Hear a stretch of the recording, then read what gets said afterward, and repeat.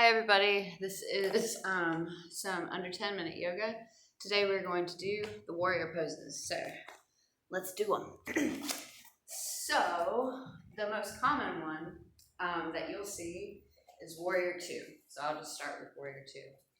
This one, if you do straight legs, we'll put both feet forward.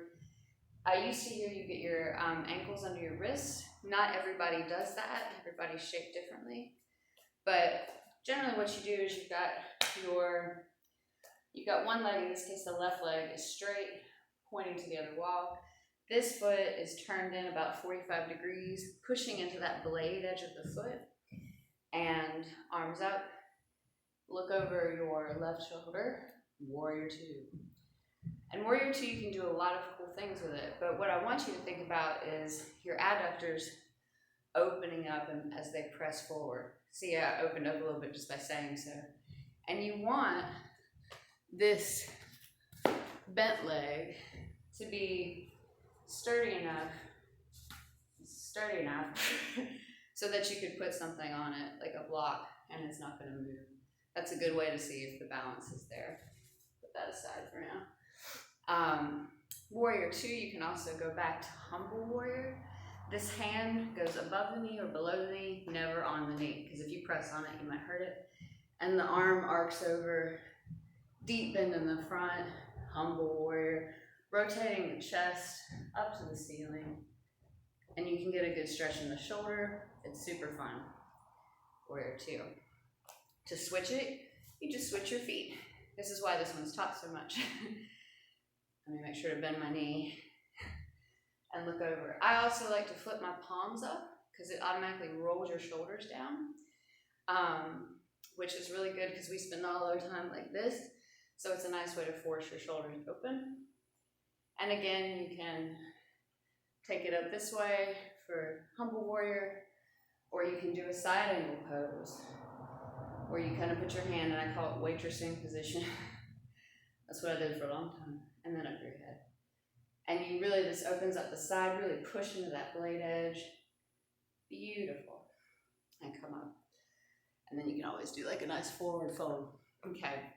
Warrior 1, which has been, I would say, neglected for a while. Because people seem to really like warrior 2 more, because it's a little bit easier. But warrior 1 is the one that's most like your boxing stance. So if you get in your boxing stance, feet back, and you know that for boxing we go off of the side. You don't line your hips up in front and go because you just lost a whole bunch of arm. It's more to the side. For warrior 1 though, we're going to go to the front. I'm going to kind of go at an angle so you can see my feet. The feet are pretty much the same as a boxing stance. You can move around a little bit. Open my gaze out a little bit.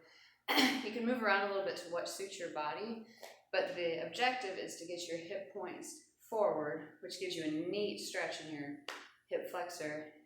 Bend that knee again so you can put something on top, arms overhead. Sometimes people like to put the arms together, move them around, cactus arms. It's whatever, but when they're up overhead, don't up overhead. Relax your shoulders down. And I like to turn my pinkies in, which automatically drops the shoulders a little bit more. Warrior 1. On the other side, warrior 1.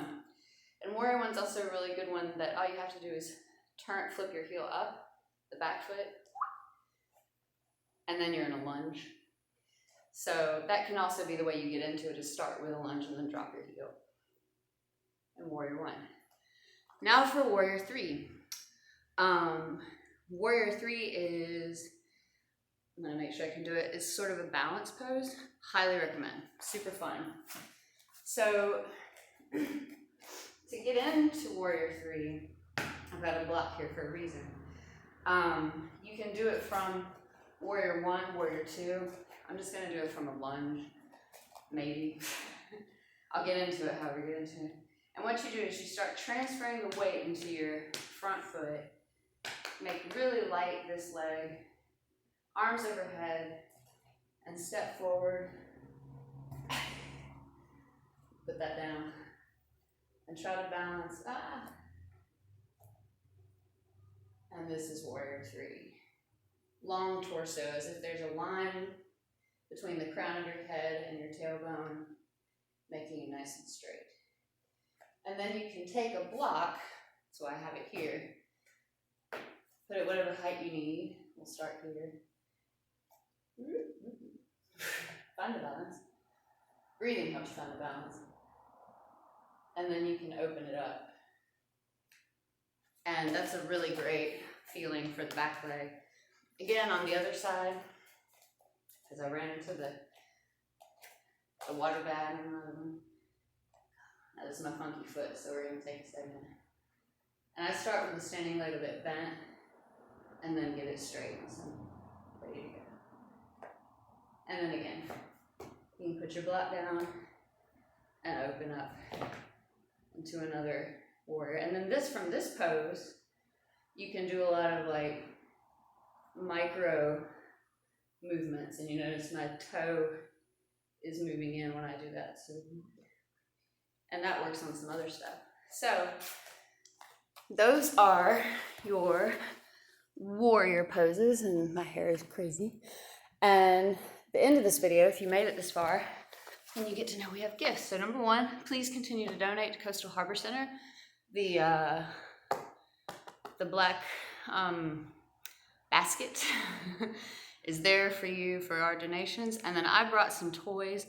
These are 3 lacrosse balls, and they all came from Daffin Park, so they're all a bit grungy looking. I just cleaned them with Lysol, so they are clean, but we'll do a video on these specifically.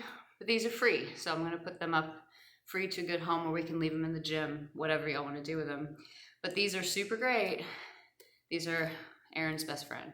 So I hope you enjoyed the warriors. You can do vinyasas from warrior. You can play around with moving from them, but just think solid core, light as a feather from the waist up, and you can move around and do all the funky stuff. Hope you have a great day. Thanks so much.